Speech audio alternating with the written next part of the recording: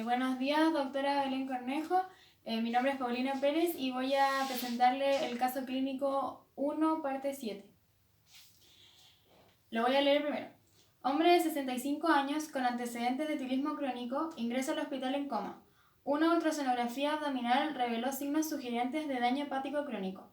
Se demostró durante la hospitalización que el compromiso de conciencia correspondía a una encefalopatía portal. Su alcoholemia fue de 80 miligramos por decilitro. La amonemia fue de 100 micromoles por decilitro.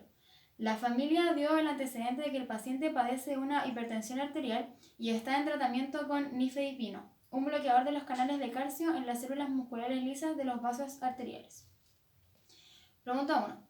Una costumbre entre los pacientes portadores de etilismo crónico cuando confinados en prisión es preparar alcohol metílico o metanol cuando no pueden conseguir etanol, el que se obtiene de la fermentación de la madera. Cuando el metanol es ingerido, es oxidado por el hígado a formaldehído y luego a ácido fórmico. Escribe las fórmulas químicas de los compuestos señalados en secuencia. Ya. Primero, el metanol. El metanol, como su nombre lo indica, met es el prefijo que indica que la molécula tiene un carbono.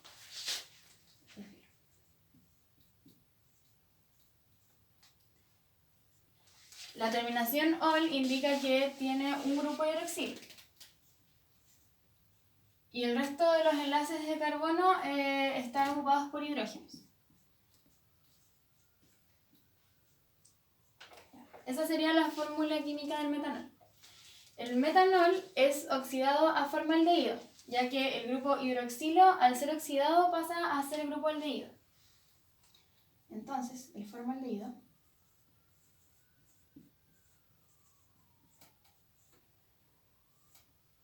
tiene un carbono, un grupo aldehído y el cuarto enlace de carbono ocupado por un hidrógeno.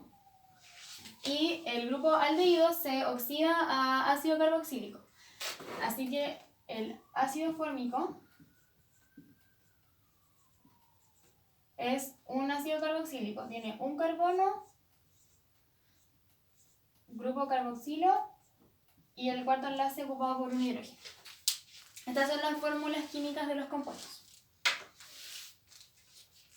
Pregunta 2. Defina genéricamente canal de acuerdo a sus conocimientos de biología celular. Ya.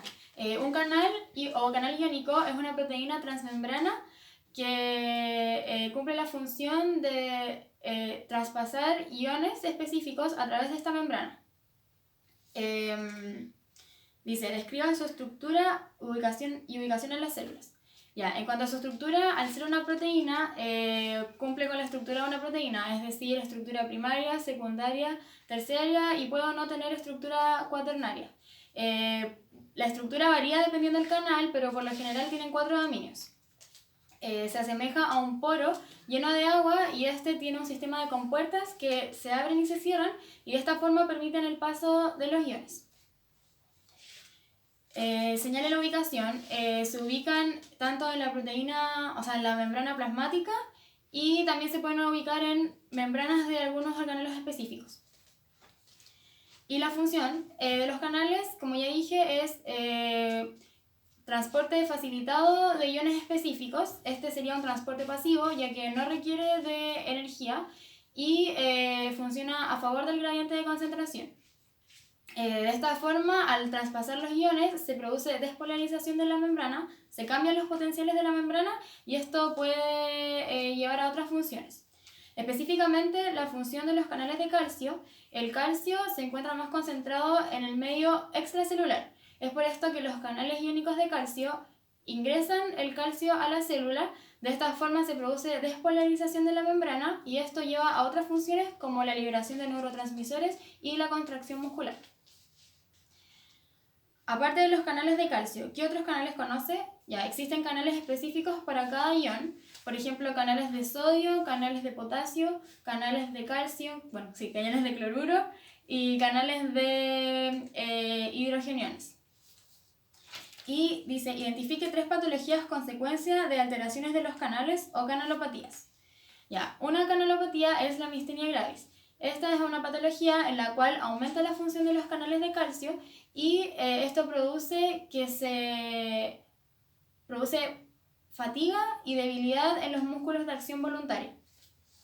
Otra canalopatía es la epilepsia, en la cual falla un canal de cloro del neurotransmisor GABA, y esto produce que no se pueda llevar bien la transmisión del impulso nervioso, y esto conlleva a convulsiones. Y otra canalopatía es la fibrosis quística, en la cual existe una mutación del canal CFTR.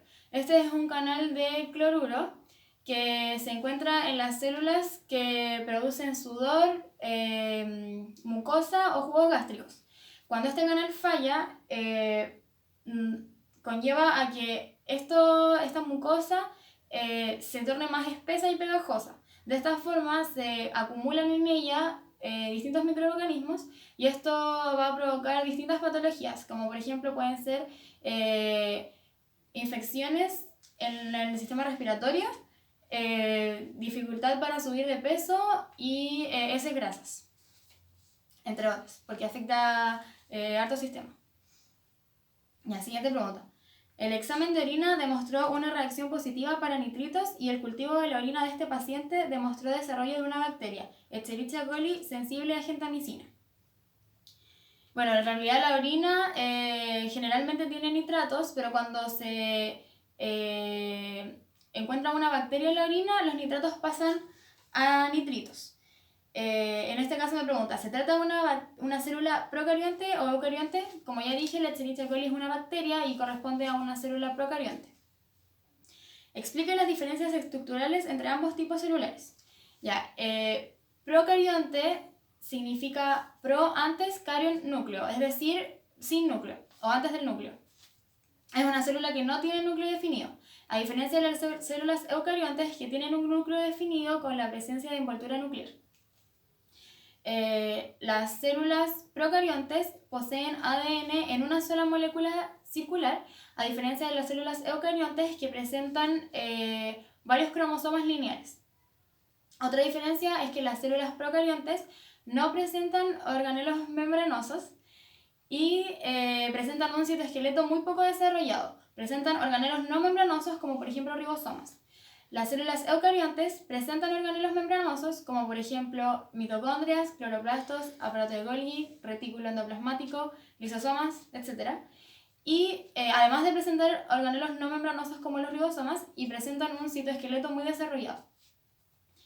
Las células procariontes se dividen por fisión binaria, y las células eucariontes se dividen por mitosis y producen gametos a través de la meiosis. Las células procariontes poseen una pared celular a base de peptidoglucano, y las células eucariontes, en el caso de los animales, no presentan pared celular.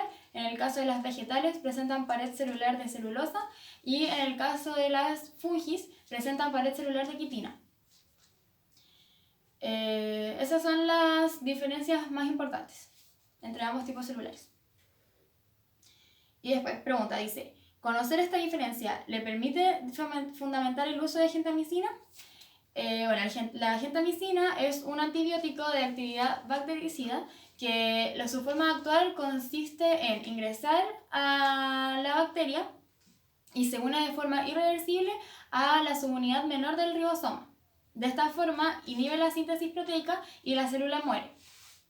Resulta que los ribosomas, como dije anteriormente, se encuentran tanto en células procariontes y eucariontes, pero son ribosomas distintos, ya que los ribosomas tienen dos subunidades, subunidad mayor y subunidad menor.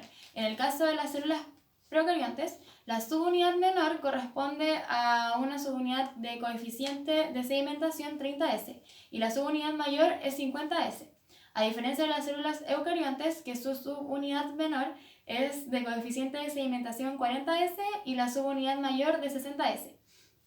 Este antibiótico se une irreversiblemente solamente a la subunidad menor 30S. De esta forma, al aplicarse, no va a dañar las células del paciente, ya que estas son células eucariontes, y solamente va a afectar a las células de la bacteria. Y la última pregunta dice, el gradiente de presión venosa hepática es un indicador de la presión en la vena porta y se mide con un catéter con un balón inflable en la punta que se inserta por vía transvibular hasta su enclavamiento en la vena hepática derecha. Señale el recorrido del balón desde el sitio de inserción hasta su enclavamiento, indicando los nombres de las estructuras anatómicas por las que pasa.